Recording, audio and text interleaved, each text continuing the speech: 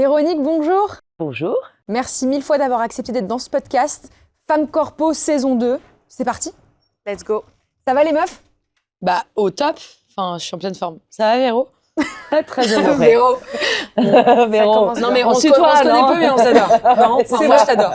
Mais... On s'est rencontrés voilà, il y a peu de temps. D'ailleurs, le L a sorti un super podcast qui s'appelle Faut que je te dise. On s'est rencontrés à l'événement de la sortie de ce podcast. Bravo pour ça, apparemment ça cartonne, donc on est très contente, c'est sur les questions de sexualité. Juste, c'est très complémentaire. Enfin, on en profite parce que c'est un podcast hyper important. Allez l'écouter parce qu'il est hyper complémentaire avec Femme Corpo. Si vous vous posez des questions sur votre carrière, votre ascension, etc., vous vous posez aussi sûrement des questions sur votre vie privée. Et c'est ce que tu racontes, enfin, c'est ce que vous racontez dans Faut que je te dise. Voilà, des questions hyper larges. Alors moi, j'ai appris un truc qui m'a bouleversée au moment... Je démarre fort. Vas-y, Je vous préviens, on démarre en pompe. J'ai appris que avorter n'abîme absolument pas l'utérus. Et je l'ignorais. Et j'étais convaincue que avorter baissait les chances de fertilité, ce qui n'est pas une mince information. Et en fait, j'ai appris que c'était complètement faux grâce aux journalistes du L qui bossent sur Faut que je te dise. Mais c'est hyper important. Donc ça a bouleversé quand même beaucoup de choses dans ma tête. Mais d'abord, sur l'avortement, c'est des questions qui sont très compliquées parce que c'est des questions qui touchent aussi à des lobbies anti-avortement qui sont très puissants. On le voit aux États-Unis et tout ça. Donc ça nous semblait très important de remettre la vérité sur des choses aussi simples que ça. On démarre ce podcast vraiment en faisant la promotion d'un de vos podcasts au L. Véronique, tu es la directrice du L, tout simplement. J'aimerais que tu te présentes. Je préfère que les gens se présentent plutôt que nous les présentions. Donc, quand on te demande qui tu es, qu'est-ce que tu fais, et de te présenter, qu'est-ce que tu réponds?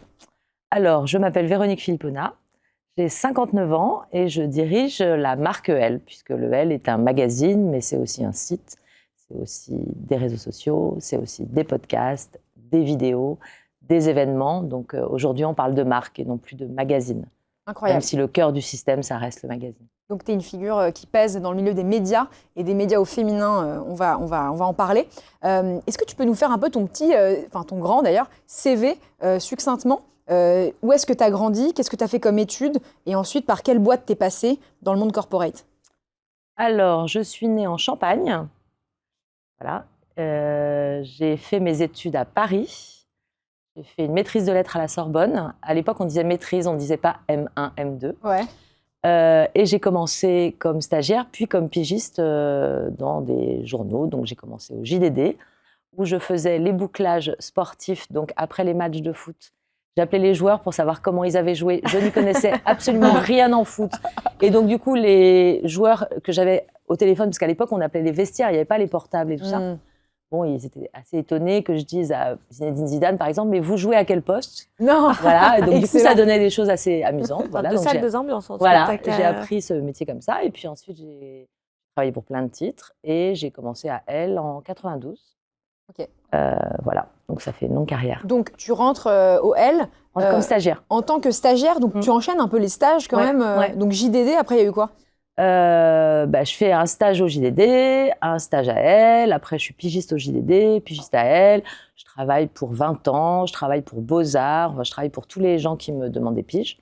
Et donc c'est très formateur parce qu'en fait je comprends assez vite qu'il y a un ton à adopter selon les titres, donc, et des choses différentes à raconter selon les titres. Et voilà, et puis petit à petit je fais mon trou à L et on m'embauche en 92. T'as pas fait d'école de journalisme? Non. Ok, pas intéressant. De 92 à 2025, tu as fait ta carrière au L. Alors, je pars en 2014. Je monte une boîte de contenu éditorial pour les marques, particulièrement les marques de luxe. Et puis, on me rappelle au L et je retourne à L. Ah, Et on te rappelle pour devenir DG à ce moment-là? Ouais. Et donc, c'est en quelle année que tu deviens DG? 2021. Ok. Ouais. C'est ça qui t'a fait craquer, le fait qu'on te demande d'être DG? Non, parce que j'étais déjà directrice adjointe donc, de la rédaction, donc ce n'était pas non plus une promotion de fou. Mais j'ai trouvé que choisir l'expérience plutôt que effectivement quelqu'un qui n'aurait jamais exercé, c'était vraiment un choix courageux de leur part parce qu'ils pensaient que effectivement je connaissais bien la marque et donc j'avais encore quelque chose à dire là-bas. Et je trouve que pour toutes les femmes de plus de 50 ans, de repartir à 55 ans dans une nouvelle histoire, c'est toujours très encourageant. Donc j'étais très contente de ça. Et entre 92 et donc 2014, où tu pars pour monter cette je boîte. monte les échelons. Et c'est quoi les postes à peu près C'est grand reporter, après c'est rédaction chef adjointe, rédactrice en chef, directrice adjointe de... Et donc, on peut dire que tu es une passionnée des médias. Ouais. Qu'est-ce qui fait que les médias, ça t'a toujours passionnée? Et est-ce que, est-ce que tu as un côté d'ambition dans les médias? Est-ce que tu avais cette ambition de devenir directrice d'un média emblématique comme le L? Alors, pas du tout. Moi, je voulais être bibliothécaire quand j'étais petite. Excellent. Mais bon, quelque part, je fais quand même une bibliothèque. Avec tous les numéros de L que je fais, ça finit par faire une bibliothèque. Non, j'ai toujours aimé l'écrit, donc je savais que je voulais travailler dans un métier qui, effectivement, soit autour de ça. Voilà. Et puis, c'est le hasard de la vie qui a fait que j'aimais déjà quand même beaucoup les journaux. Pourquoi c'est chez Elle que tu as fait ta carrière, tu dirais? Parce que ma grand-mère le lisait, ma mère le lisait, et que je pensais qu'effectivement, c'était un magazine qu'on considérait trop souvent comme un magazine léger, alors qu'en fait, il y avait aussi beaucoup de fond. Ouais. Ça, c'est un sujet très intéressant. Ouais, il y a beaucoup de jeunes aujourd'hui qui, je pense, veulent pas aller vers le journalisme parce que ça paye mal, c'est précaire, c'est compliqué comme monde, comme secteur, etc. Et il y a aussi même des journalistes qui changent de boulot, qui partent faire autre chose. Toi, tu as toujours été résiliente, tu as toujours été passionnée par... Est-ce que tu as vécu ces difficultés, notamment salariales? Je pense que quand j'ai commencé, parce que donc, je suis une personne âgée, non mais disons que j'ai mon expérience, c'était quand même beaucoup plus facile. Il n'y avait pas une tension sur le marché du travail de la pige qui était aussi importante. Donc je pense qu'aujourd'hui, les jeunes journalistes, ils doivent absolument se diversifier, faire des projets personnels, monter un Instagram, monter un podcast. On voit bien que c'est plus, on rentre dans une rédaction, on fait des piges et puis après on est embauché. C'est beaucoup plus complexe que ça. C'est un secteur qui est vraiment en décroissance. Mais c'est important de continuer à y croire, parce que moi, je pense qu'il y a de la place encore pour... surtout dans un monde où, en fait, la vérité d'une information journalistique est parfois chahutée. Je pense que c'est très important de continuer à faire un métier de vérification, de diffusion, qui soit un métier de vraie information, quoi. Je pense qu'il y a encore...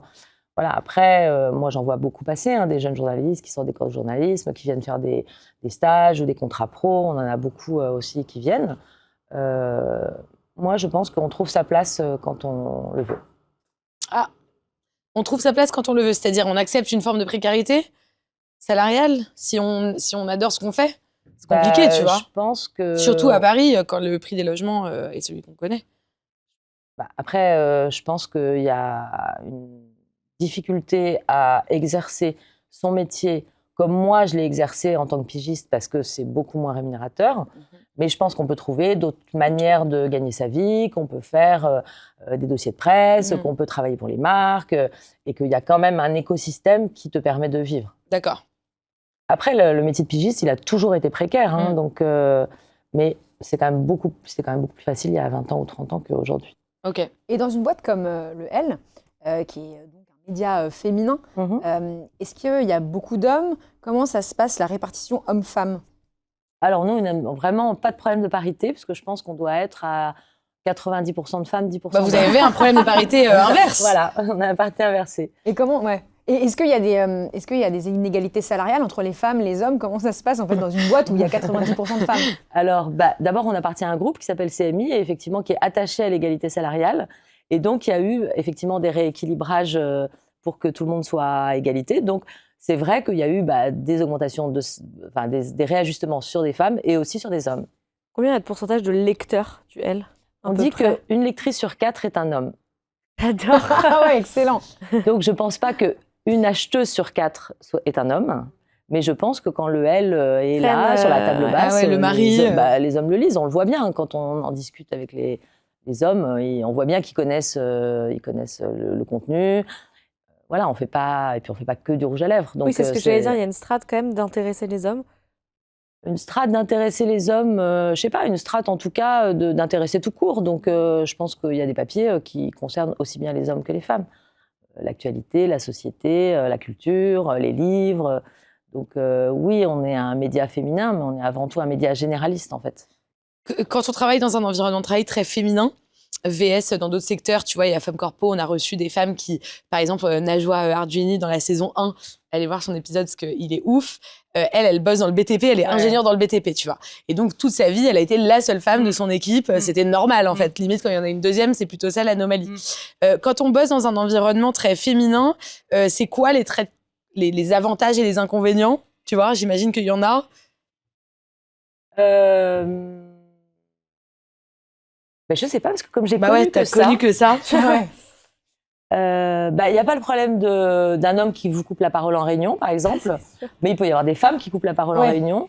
Alors moi, je crois pas tellement au côté quand les femmes sont entre elles, c'est horrible, c'est comme une basse-cour, les gens se disputent. Je pense que les femmes sont pas meilleures que les hommes et qu'effectivement, il peut y avoir des tensions, mais comme dans toutes les équipes.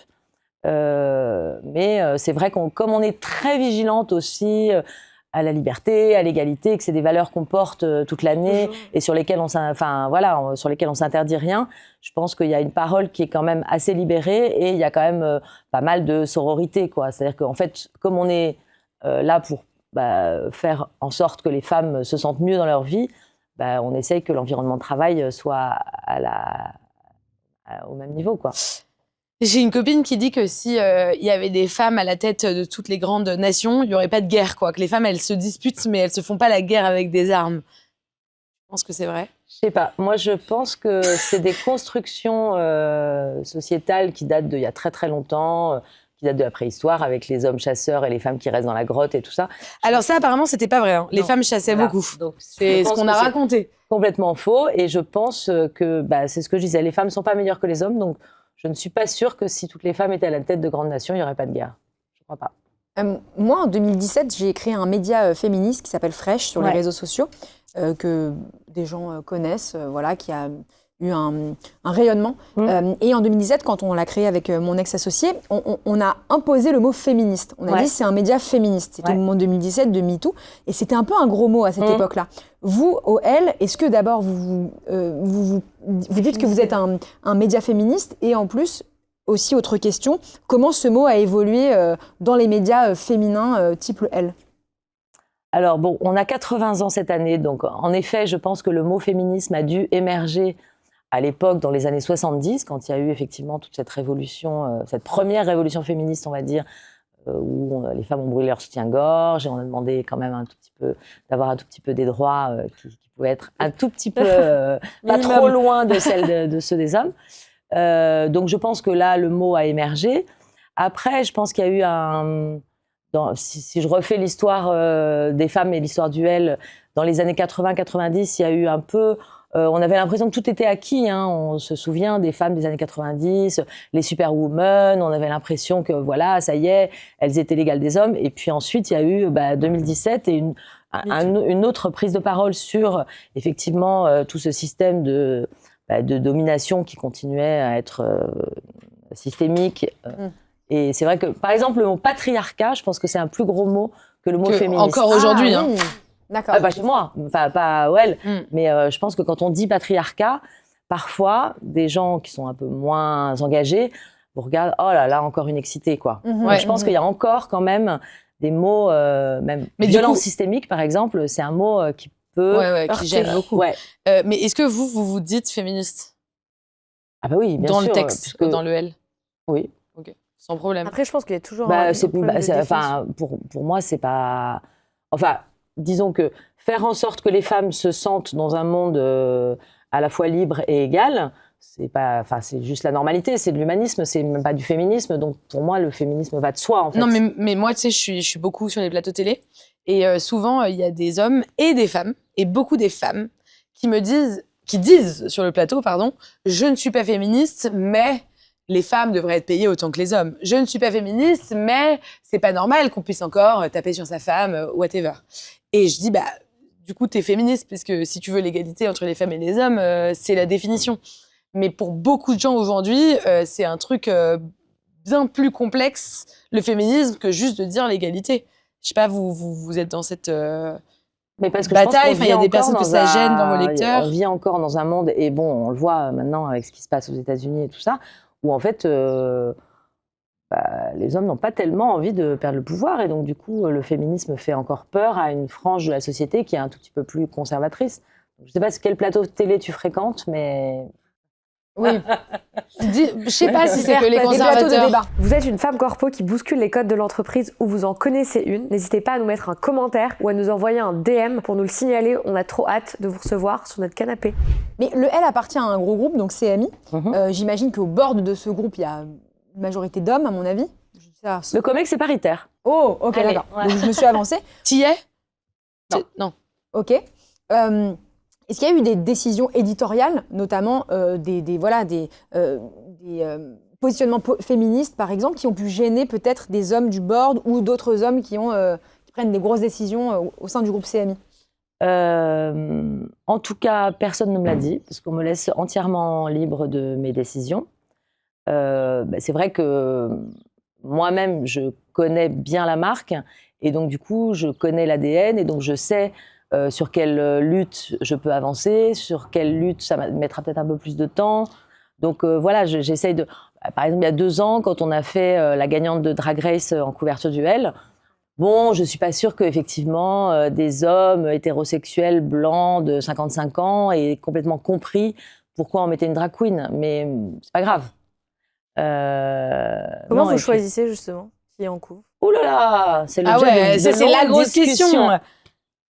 Je sais pas, on fait des réunions et puis on en parle et puis on décide. Ouais, parce que non mais attends, il faut qu'on reste sur cette histoire de couverture du L, parce que le L c'est une institution, c'est le média qu'on voit depuis toujours sur les kiosques, partout. La femme qui fait la couve, c'est un truc qui va changer sa carrière, qui va potentiellement changer sa vie.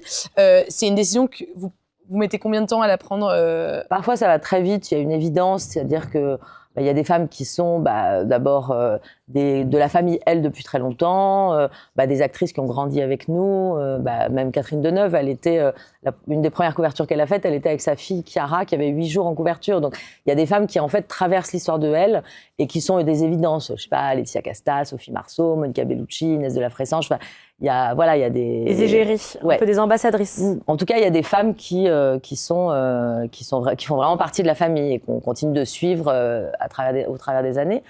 Après, la décision d'une couverture, c'est toujours assez marrant. Il y a 3 ans, donc on a fait Léna Mafouf, Léna Situation en couverture. Alors déjà, bon, les filles de L, elles me disaient « Ah bon, t'es sûre ?» et tout ça. Je disais « Oui, c'est vraiment une fille qui a aussi disrupté son environnement, qui a commencé sur YouTube, et puis en fait qui est devenue aujourd'hui un peu une égérie des marques, qui a fait les Oscars et tout ça. Bon bref, il y a 3 ans, elle n'avait pas fait les Oscars, mais on voyait bien la place qu'elle prenait dans les nouveaux médias. Et donc quand je l'ai rencontrée, bon, on l'a vue avec les filles de L, on est 3-4, et donc elle était très bien élevée, très polie, charmante et tout ça. Et puis donc on a décidé ce qu'on allait faire, etc.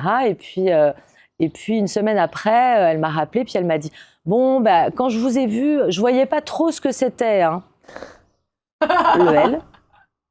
Elle voyait vaguement, mais pas trop. Et en fait, quand je suis rentrée chez moi et que je l'ai dit à ma mère, là, elle s'est mise à pleurer, et j'ai compris que c'était important. Énorme. Ouais. C'est transgénérationnel, en fait.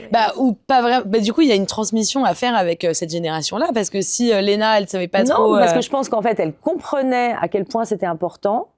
Mais elle n'est pas du tout dans un univers. Je pense que, je sais pas, peut-être qu'elle va jamais en kiosque, elle n'a pas cette culture des titres, quoi, parce qu'elle-même. Mais est-ce que quand vous mettez Léna en couverture du L, vous voulez donner à la génération de Léna, notre génération, le goût de la presse écrite et l'envie d'aller en kiosque, etc. Et est-ce que ça se ressent dans les ventes?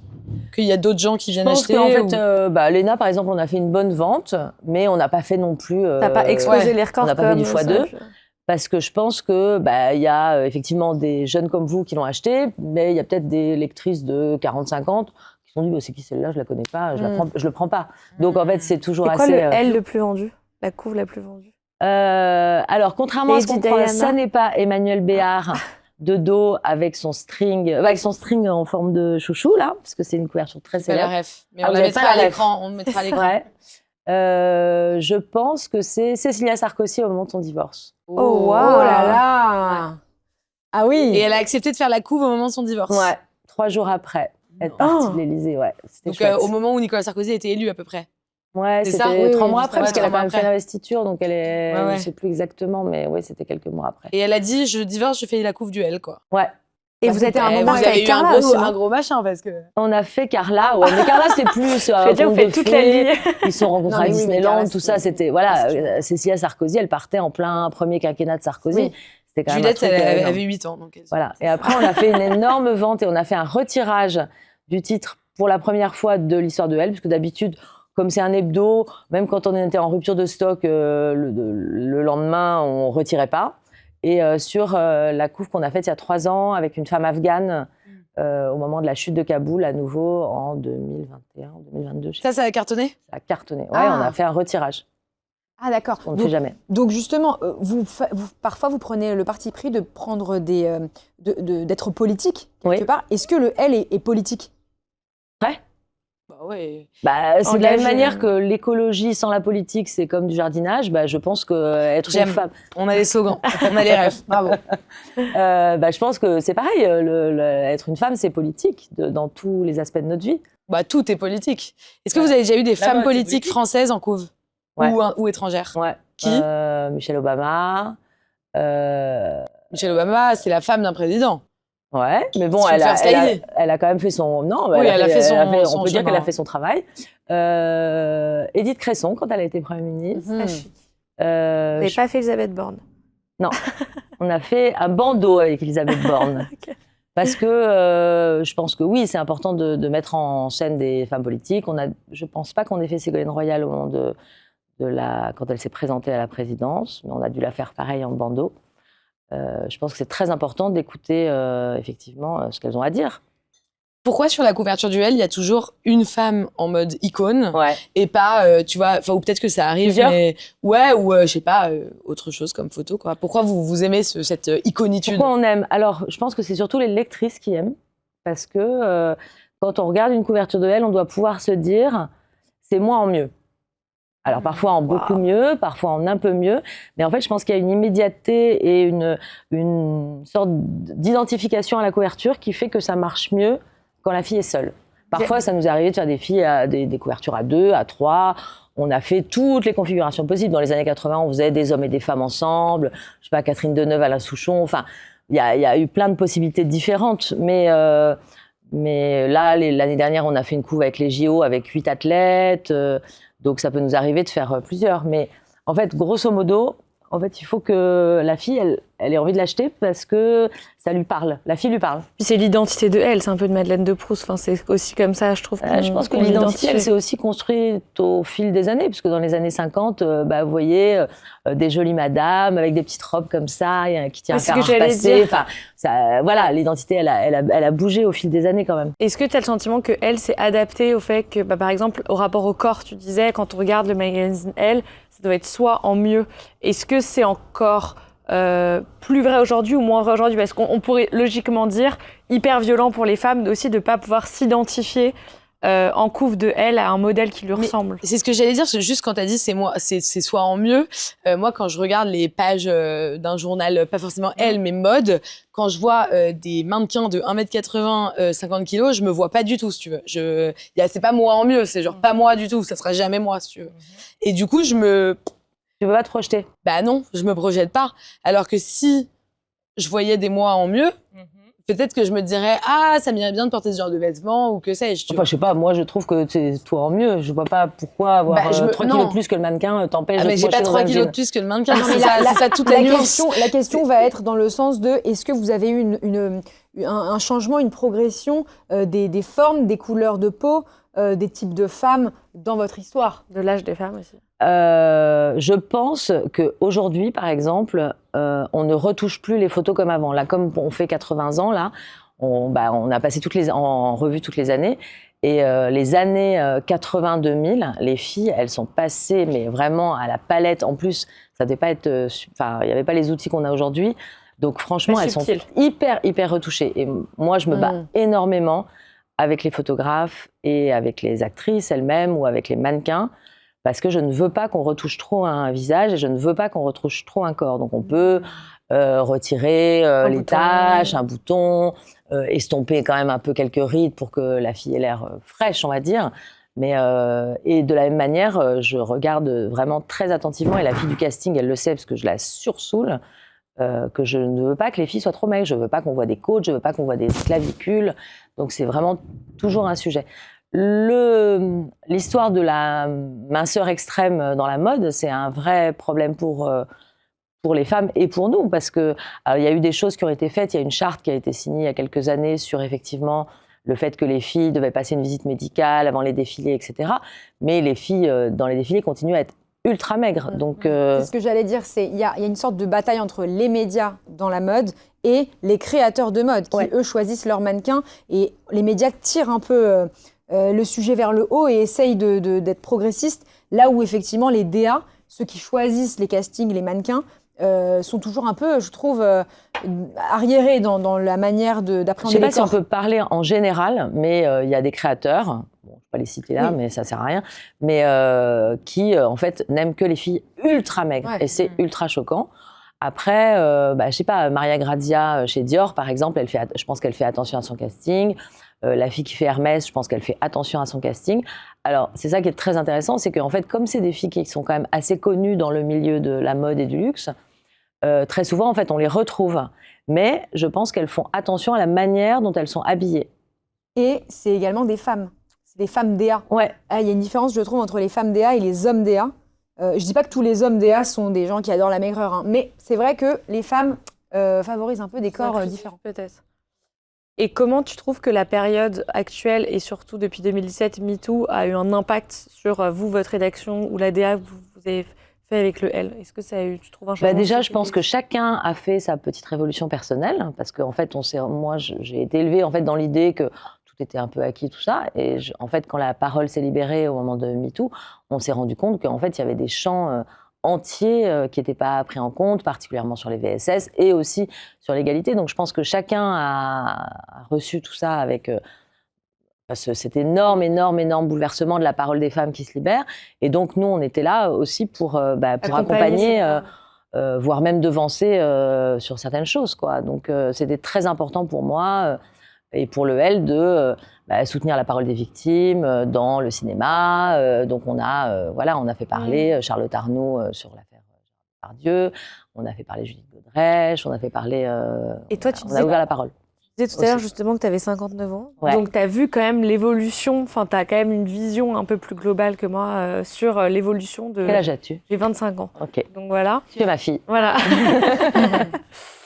Quel regard justement, et toi comment tu l'as vécu un peu cette évolution de la place de la femme, sans parler forcément de MeToo, mais depuis... Alors moi, de ma place de directrice de L, en fait, je suis hyper vigilante sur toutes les questions d'égalité et de liberté qui sont sur les femmes, et y compris dans le quotidien, à l'époque, on ne parlait pas de charge mentale, mais on parlait de partage des tâches ménagères, sur effectivement le fait que les femmes soient payées comme les hommes, sur le fait aussi de leur donner le pouvoir de prendre la parole et de se battre pour savoir négocier une augmentation, de se battre pour prendre la parole en public, enfin, toutes ces questions. Tu l'avais déjà jeune ? En mode, je veux dire, à 25 ans, adolescente même, est-ce que tu avais déjà un peu ce... Pas du tout. Pas du tout.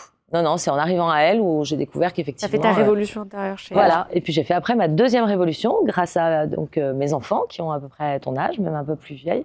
J'ai 2 filles et je dois dire que elles m'ont fait énormément avancer sur toutes ces questions-là. C'est des choses que je ne voyais même pas. Et même parfois, elles me disaient « Mais maman, tu te rends compte quand même que c'est hyper misogyne ce que tu dis ?» Alors, je me souviens plus des choses que je disais, mais elles me disaient « Mais tu te rends compte de ce que tu dis là ?» Et donc, en fait, ça m'a fait aussi... Ça t'inquiète pas, chez moi, c'est pareil. Maman, si tu nous regardes, tu vois, t'es pas la seule. Big up. Ouais, t'es pas la seule, tu vas te faire emmerder par tes filles. Est-ce que, j'ai une question, est-ce que le L, vu que tu y es depuis 92, c'est-à-dire plus de 30 ans, à une époque, ça ressemblait au film Le Diable s'habille en Prada? Jamais. Parce que le L n'est pas le Vogue, et le L est toujours un journal c'est un journal d'abord qui est grand public, on pourrait même presque dire populaire. Et donc, du coup, nous, on a une sorte de devoir vis-à-vis des lectrices d'être inclusive, d'être dans le partage, d'être dans quelque chose de beaucoup plus doux que le Vogue qui est plutôt élitiste, aspirationnel. On avait dit inspirationnel, aspirationnel. Bon, je ne sais pas si c'est vraiment vrai, mais c'est plus élitiste. Donc, les filles du Vogue, vous voyez, enfin, on le voit dans les photos de mode, par exemple, elles sont toujours assez hiératiques, assez froides. assez chic, alors que nous, même dans les années 50, on expliquait aux femmes comment se débrouiller pour faire une jupe, 5 possibilités, pour faire la cuisine et que ça dure pas trop longtemps. Enfin, on a toujours été dans ce rapport aux lectrices très de proximité. Donc si je comprends bien, ce podcast est tout simplement un buzz. Pour toutes celles et ceux qui adorent ce podcast, ou qui l'aiment même un petit peu, vous avez plusieurs choses à faire. La première, quand vous écoutez le podcast sur une plateforme de streaming audio, vous mettez 5 étoiles sur les plateformes, que ce soit Spotify, Apple Podcast, Amazon Music et toutes les autres. Si vous regardez en vidéo sur YouTube, là, c'est très simple. Vous mettez un pouce, un like, un commentaire, une photo, une story, ce que vous voulez. En tout cas, communiquez sur ce podcast parce que vous êtes de plus en plus nombreux et nombreuses à l'écouter. On est trop contente que ça résonne chez vous et que vous utilisiez concrètement les conseils qui sont donnés dans les podcasts. En bref, abonnez-vous. Donc, tu es la directrice du L. Ouais. Voilà, tu es la grande patronne de ce média. C'est ça. Est-ce que tu as le sentiment d'être un rôle modèle dans les médias féminins? Est-ce que tu as ce sentiment-là? Je sais pas si je suis un rôle modèle parce qu'en fait, historiquement, les patronnes de Elle ont toujours été des femmes. Depuis Hélène Lazareff, en fait, il y a eu que des directrices de la rédaction, sauf à une période aussi où il y a eu Jean Demachy qui était un homme. Donc, je sais pas si je suis un rôle modèle, mais je pense que j'ai un devoir de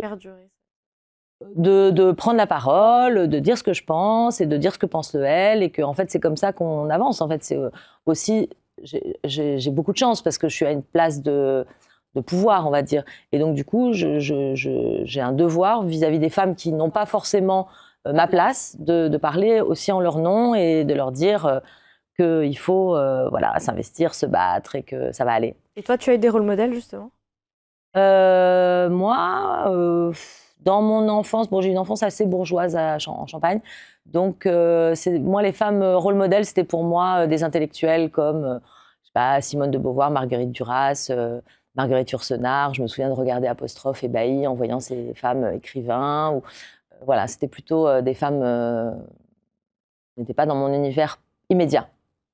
Et c'est quoi Enfin, les femmes de ma famille sont super par ailleurs. Hein, mais, c'est quoi la journée type dans la vie de la directrice du L? C'est quoi ta journée, tes horaires? Tu te réveilles à quelle heure? C'est quand ta pause déj? Est-ce que c'est le rush? Comment ça se passe? Alors, je me réveille très tôt. Parce que je suis vieille, alors je dors pas beaucoup. J'adorerais faire des grasses matinées, mais c'est plus trop mon truc. Donc, je me réveille vers 6h. Wow. Je fais des mails que je programme pour ne pas que les gens le reçoivent trop tôt. Parce qu'en fait, quand je suis arrivée à Elle, donc en 2021, et je commençais à shooter des mails comme une folle, là, comme le chat là, derrière son ordi, à 6h10, 6h13. Bon, donc, au bout d'une semaine, la DRH m'a dit « Je pense que c'est bien que tu apprennes à les mettre en brouillon. » Donc, j'ai appris à les mettre en brouillon. Donc, je les programme à 9h. Et puis ensuite, là, j'ai arrêté de fumer, mais sinon, avant, je fumais énormément de cigarettes. Je buvais énormément de café. D'avoir arrêté. Voilà, j'ai arrêté depuis une semaine. Donc, Ah, bravo! Excellent! Ça, on encourage en plus, là, en plus, ça sera historique, donc j'ai plus le droit de recommencer à fumer. T'es foutu. C'est grave, t'es engagé. Voilà, et après, j'ai beaucoup de sujets très différents. Donc, en fait, aucune journée ne ressemble à une autre. C'est-à-dire que pendant les Fashion Week, je suis quand même assez mobilisée sur les défilés, sur faire des rendez-vous avec les DIRCOM. Je fais à la fois des rendez-vous avec les DIRCOM de maisons de luxe, à la fois un rendez-vous sur le prochain event. Après, on discute des prochains podcasts. Après, on fait une réunion pour savoir qui on va mettre en couverture. Après, voilà. Et donc, c'est beaucoup de choses différentes en fonction des jours. Quel sacrifice t'as dû faire pour en arriver là? Quel sacrifice? Aucun. Aucun? Non. Tu n'as rien sacrifié pour en arriver là? Ah non. C'est génial. En fait... T'as réussi à gérer ta vie de famille Alors, je pense que...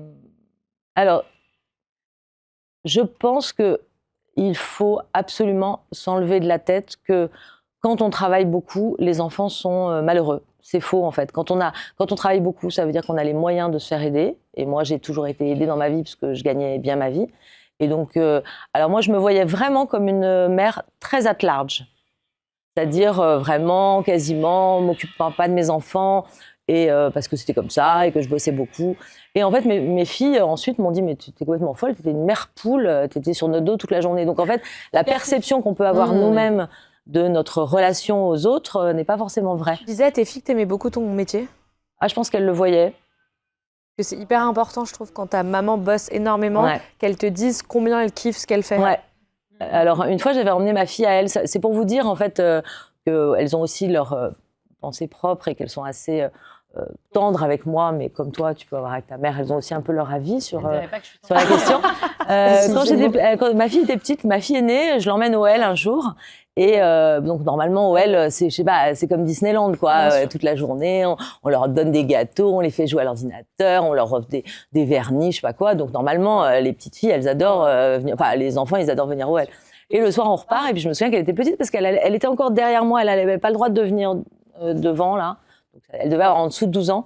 Et je lui dis bah alors, c'était bien ta journée? Elle me dit alors vraiment, je sais pas comment tu peux faire un métier aussi futile. Oh waouh. 12 ans? Ouais. Mais attends, elle fait quoi ta fille? Elle fait Alors, une thèse en sociologie? Tout à fait. Depuis qu'elle a 12 ans. Mais oui, elle est effectivement prof de sciences politiques.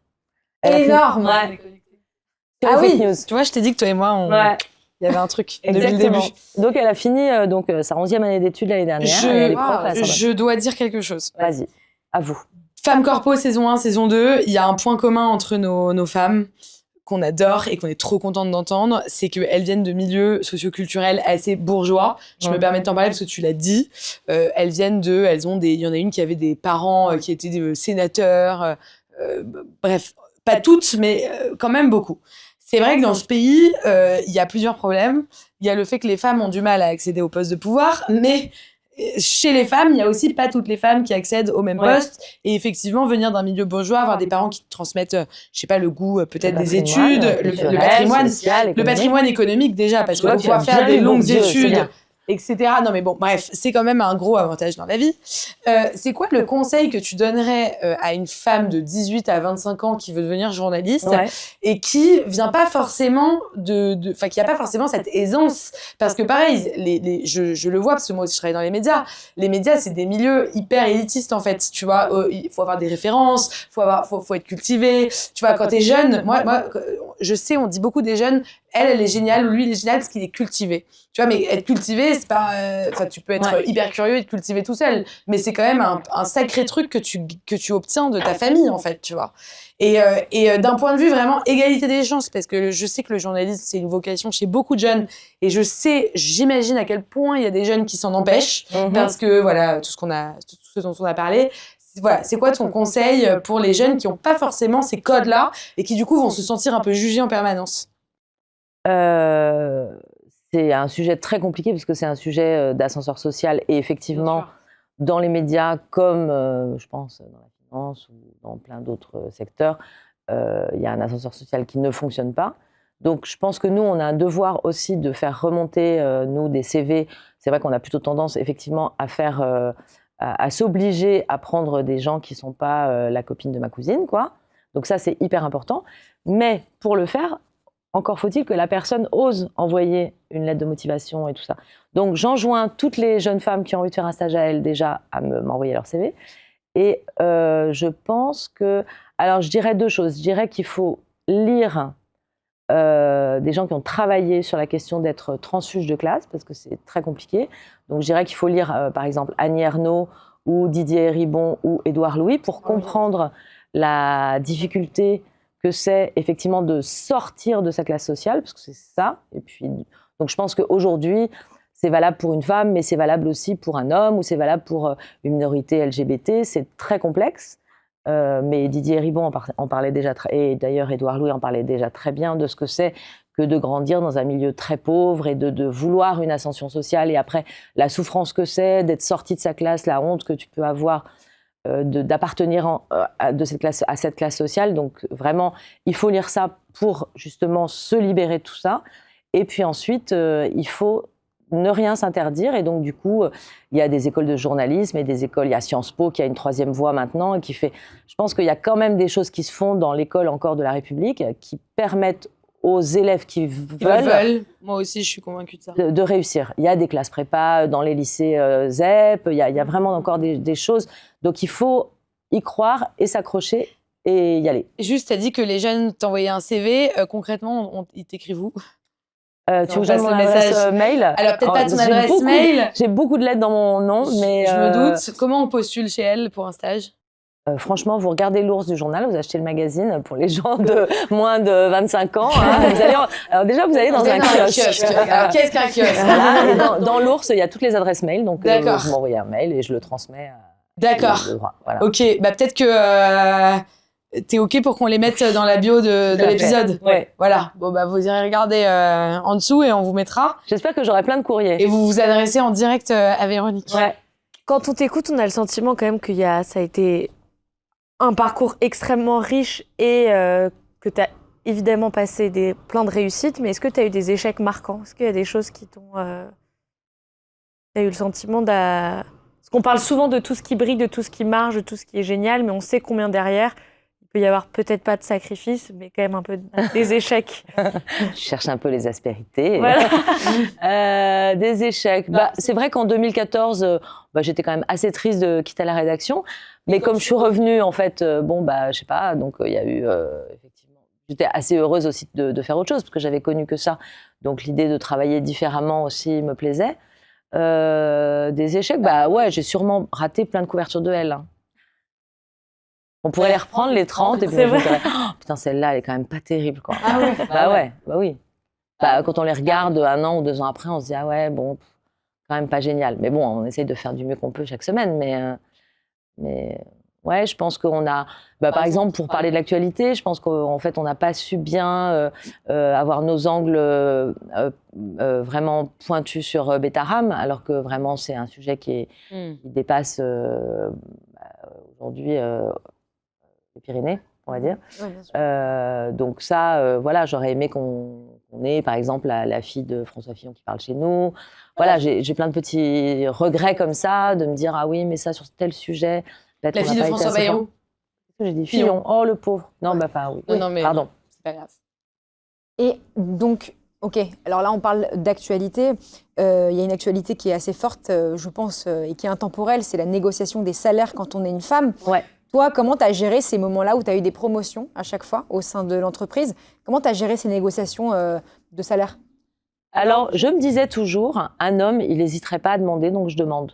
Et j'ai vraiment pensé à ça, mais aussi parce que j'ai cette culture, elle, qui est, en fait, les hommes, je sais pas, on les invite sur un plateau télé pour parler d'un truc qui est pas du tout leur sujet, ils y vont. Donc voilà, je me suis toujours forcée à me dire, un homme le ferait, donc je dois le faire. Voilà, donc j'ai toujours pensé ça. Je me suis toujours dit, et puis, alors pour donner des conseils à des gens qui sont peut-être moins aguerris, il faut vraiment connaître sa valeur, en fait, pour demander Et puis, pour être patronne et donc avoir beaucoup de gens qui me demandent des augmentations, je pense qu'on a tendance aussi à favoriser les gens qui osent le faire. Donc, il faut faire attention à rééquilibrer. C'est-à-dire qu'il y a des gens qui demandent tout le temps, mais qui ne le méritent pas forcément. Des gens qui ne demandent jamais, mais qui le mériteraient. Donc, c'est ça toujours les arbitrages, surtout dans un moment qui n'est pas un moment de surcroissance. Donc je pense qu'il faut oser. Moi, je trouve qu'il faut toujours oser. Et quel conseil tu donnerais à une de nos auditrices là, qui nous écoute et qui a peut-être envie de demander un salaire, de demander une augmentation de salaire? Déjà, ça peut être une première question, et ensuite qui a envie de faire la même carrière que toi? Alors, je sais pas, faire un stage, parce que j'ai commencé comme ça. Non, mais franchement, c'est facile pour moi de parler de cette place parce que j'ai commencé dans une période où les médias étaient en croissance. Aujourd'hui, c'est plus compliqué. Non, si une fille me disait j'aimerais avoir la même carrière, je lui dirais mais je sais pas, fais une chaîne YouTube, quoi, fais Léna Mafouf, fais Instagram, trouve un concept sur Instagram. Toi, tu vois bien, tu as lancé un concept sur Instagram, un média sur Instagram. Donc aujourd'hui, les possibilités de médias, elles sont quand même beaucoup plus ouvertes. Moins rémunératrice. Moins rémunératrice? Quand tu vas chez Elle et que tu es embauchée, tu as au moins un salaire qui tombe tous les mois. Quand tu lances une chaîne YouTube, tu n'es pas sûre au départ de gagner ta vie. C'est justement prendre une voie un peu plus entrepreneuriale, de créatrice de contenu ou de créatrice de médias en ligne, mais ça reste de la création de contenu. Donc après, c'est de l'entrepreneuriat où tu vas négocier avec les marques, etc. Donc c'est un autre parcours, effectivement. Mais c'est intéressant ce conseil que tu donnes, justement, de... Alors, on peut être passionné de presse écrite ou de médias en général et d'intégrer des émissions, des journaux. Mais c'est vrai que la voix indépendante est très forte aujourd'hui. Et on le voit notamment avec des figures comme Léna, qui est une autre papesse d'une autre forme de création de contenu, etc. Mais effectivement, l'indépendance a sa place dans les médias et dans la mode. Oui, mais je sais pas, quand je regarde même des filles qui ont été vraiment formées à elles et qui ont fait une partie de leur carrière à elles, comme Lorraine Bastide, comme Sophie Fontanelle, bah, elles ont trouvé aussi une manière de faire différente. Donc je pense que aujourd'hui, il y a cette ouverture des médias permet ça. Et il y a toujours de la place pour des filles qui ont des choses à dire et qui le disent de manière drôle ou sérieuse. Enfin, bah, tu le vois bien. Vous en êtes d'ailleurs Vous êtes un peu mes filles, au fond. Bah, avec plaisir. On accepte ce lien. J'ai une question. Tu dis que si tu mets Léna, par exemple, tu vas avoir plus de jeunes qui achètent, mais moins jeunes qui achètent. C'est ma théorie, j'en sais rien. En gros, ton positionnement fait ton lectorat, ce qui est logique. Aujourd'hui, on a énormément de positionnements différents grâce à Internet, Lorraine et ses podcasts, Lorraine Bastide, Sophie. Enfin bon, voilà, on a énormément de positionnements. Du coup, ça fait que chacun lit un peu dans son coin ce qu'il a envie de lire et que du coup, on n'est plus trop au courant des tendances. Je donne un exemple. Il y a un rappeur qui est décédé qui s'appelle Wé Renoir, qui était le premier vendeur de disques, streamer en 2024. Tu vois, moi aussi, je fais des bails. Donc, le premier en stream en 2024, il était absolument inconnu de la presse papier institutionnel, on va dire, classique, jusqu'à ce que je lise un article dans Le Point où il dit comment on a pu passer à côté de ce phénomène. Et ils disent parce qu'il y a eu un phénomène grave, un décès, et donc ça attire l'attention. Et est-ce qu'aujourd'hui, elle essaye d'avoir une place dans cette idée de un peu créer du commun entre les gens, ou est-ce que vous assumez que vous avez une cible qui est la femme d'un certain milieu, d'un certain âge, et tant pis si la femme est pas du tout, cette femme-là est du coup pas au courant des tendances qui animent les autres femmes? Alors, comme on est quand même un magazine historiquement de transmission, hein, la grand-mère, la mère, la fille, je pense qu'on essaye, tant que faire se peut aussi, parce qu'on a une cible qui est hyper large, de couvrir à peu près tous les champs. Mais en fait, c'est impossible parce qu'en fait, les gens sont dans des petites bulles aussi de confirmation. Bah, je sais pas, sur Instagram ou sur TikTok, tu vois bien que tu es dans ton petit tunnel. Donc nous, on essaye d'être le plus ouvert possible, mais on peut pas. Puis en fait, il y a, je sais pas, chaque seconde, je sais pas combien il y a de diffusion, de millions de diffusions sur TikTok ou sur Instagram avec des gens qui effectivement ont des audiences énormes, mais on passe complètement à côté parce qu'on n'est pas dans ce. Donc, je pense qu'on doit avoir effectivement l'idée qu'on parle au plus de femmes possible, mais ça reste des femmes françaises plutôt éduquées et qui ne sont pas dans des... Enfin, sur le jeu vidéo, par exemple, on n'est pas très bon, quoi. Non. Sur le rap, on n'est pas très bon. Vous étiez venu à un événement que j'avais organisé qui s'appelait le procès de la télé-réalité. Donc, vous aviez un peu parlé de télé-réalité, qui est quand même un grand phénomène où les femmes, et surtout les jeunes femmes, sont extrêmement exposées. Et on parle, je trouve, d'Instagram, de TikTok, de cette démultiplication des médias. Est-ce que tu trouves qu'aujourd'hui, ça favorise un peu la culture du vide aussi? Parce qu'il y a tout un truc où, en fait, on ne se pose plus la question de dire des choses intelligentes ou de dire des choses qui ont du sens ou de dire des choses qui peuvent nourrir, grandir. Et du coup, aujourd'hui, les vidéos aussi qui ont fait des millions de vues, c'est des meufs qui se maquillent en racontant qu'elles ont sorti leur chien à 10 heures. Ouais, je sais pas. Est-ce que ça n'a pas toujours été un peu ça? Donc maintenant, elle se filme en train de le faire, mais je sais pas, moi, je suis pas libertarienne, mais je pense qu'en fait, si on a envie de trouver du sens à ce qu'on fait, et d'ailleurs, on le voit dans cette quête de développement personnel, de fait de réfléchir à soi et d'être mieux avec soi, etc., qu'en fait, c'est pas vrai. Même la fille qui regarde des tutos sur YouTube, elle a quand même des aspirations intérieures. Donc, je pense que c'est trop manichéen de le penser comme ça. Après, oui, moi, je regarde pas trop des filles en train de se maquiller. Mais... Est-ce que vous parlez du monde corporate? Ouais, on a lancé un événement l'année dernière qui s'appelle les lauréates. On récompense une fois par an, effectivement, 30 femmes de tous univers professionnels différents qui font bouger les lignes dans leur domaine. Donc, ouais, c'est important. Et puis, c'est important aussi d'avoir des femmes qui ont des carrières dans des énormes boîtes et qui se débattent aussi avec des questions d'égalité, de sexisme, effectivement, d'être la seule femme en réunion pendant toute sa vie, c'est quand même un truc. Donc, bon, je ne sais pas si ça arrive encore beaucoup aujourd'hui, mais je pense que ça a dû être vrai dans les années 80, 90, 2000. Je crois que ça arrive encore.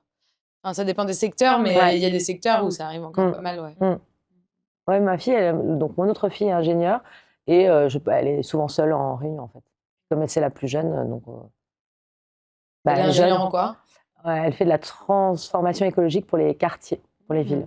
Donc effectivement, Ouais. elle a, je sais pas, elle parle à des gens de mairie, la mairie de Poitiers par exemple, ou le conseil général de Nantes, et donc du coup, elle va regarder sur un nouveau quartier comment il faudrait faire pour que ce soit mieux en carbone. Et donc du coup, effectivement, c'est souvent la plus jeune et c'est souvent la seule femme. Donc tes filles font des métiers assez engagés, sur des sujets engagés. Donc, tu as enfanté des femmes engagées parce que tu es Par engagée contraste. toi-même. Non, parce que tu es Parce engagée que comme je toi-même. fais un métier futile, elles étaient obligées. Non, je plaisante. Ouais, je pense. Je pense que, en tout cas, je leur ai donné le goût de s'investir dans ce qu'elles font.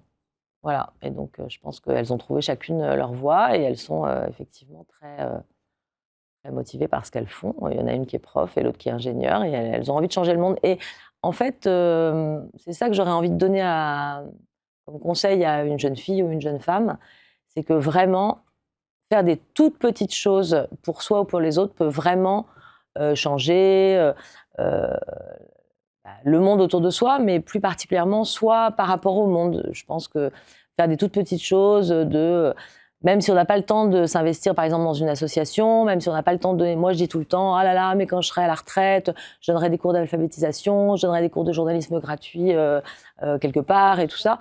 Pour l'instant je ne le fais pas, mais en fait je pense que si on fait des toutes petites choses pour son entourage ou pour...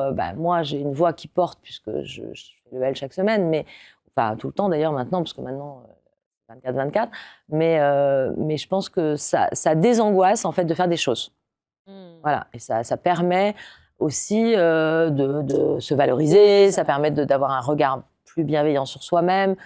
Je pense qu'il faut faire même des petites choses, même, je sais pas, aller chanter dans une chorale féministe, par exemple, ou des petites choses comme ça. Je pense que ça fait beaucoup, beaucoup, beaucoup de bien. Et puis, ça va paraître très, peut-être, old, ce que je vais dire, mais en fait, poser son téléphone.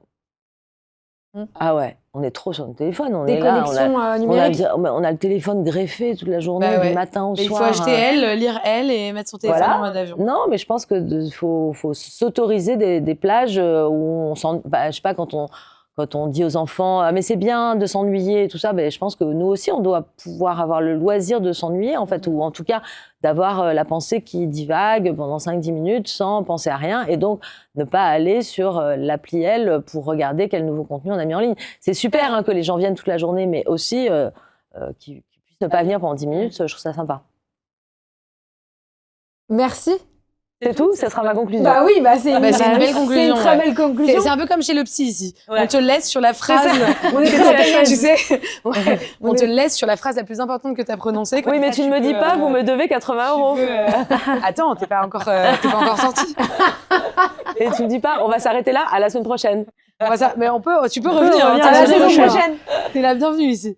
En tout cas, merci, j'étais hyper heureuse de faire ça avec vous et vraiment, c'était super chouette. Plaisir partagé. Et en plus, il y a des questions.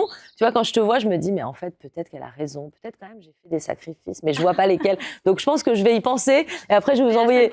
Ouais, je vais vous envoyer des textos ce soir en disant, mais t'as raison, j'avais pas pensé à ça. Alors, je suis ravie parce qu'on a pensé ce podcast de manière à se faire des coachings gratuits par des femmes corpo qu'on admire. Ouais. Donc, merci d'être venu nous apprendre des trucs. Et si nous, on a pu t'apprendre des trucs aussi, Voilà. ou en tout cas t'interroger sur des questions que tu as envie de te poser, on est ravis. Ouais, merci encore. Merci.